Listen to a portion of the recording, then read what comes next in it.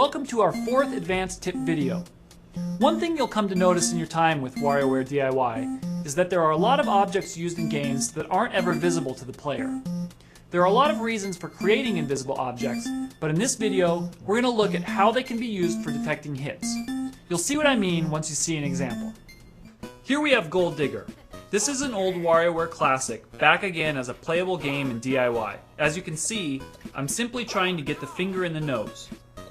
The interesting thing to show here is how the nose reacts to being hit by the finger.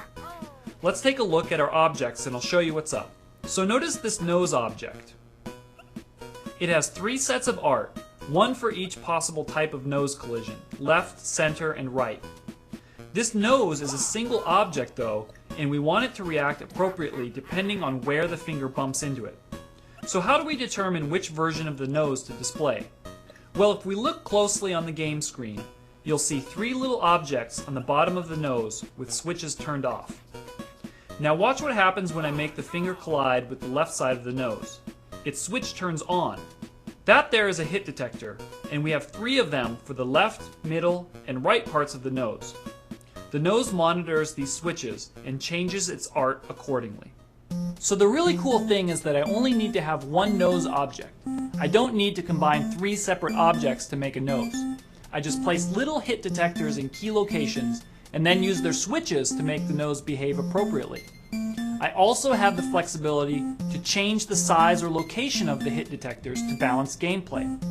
Remember that an object does have to have at least 1 pixel to detect hits. Just make sure it blends into the background. Okay, next I want to look at another cool, maybe less obvious use for hit detectors. This is a little tech demo I put together using some Mario assets.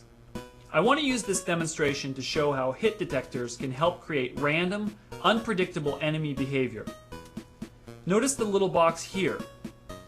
This appears in a random location just off the ground, and when Mario runs into it, the bouncing ball turns into a deadly beast.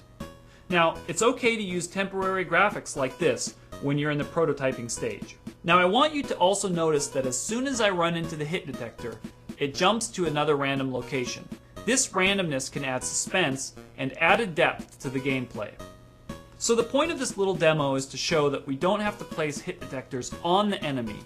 You can place them in different positions around it to dictate its behavior. That concludes our 4th advanced tip video.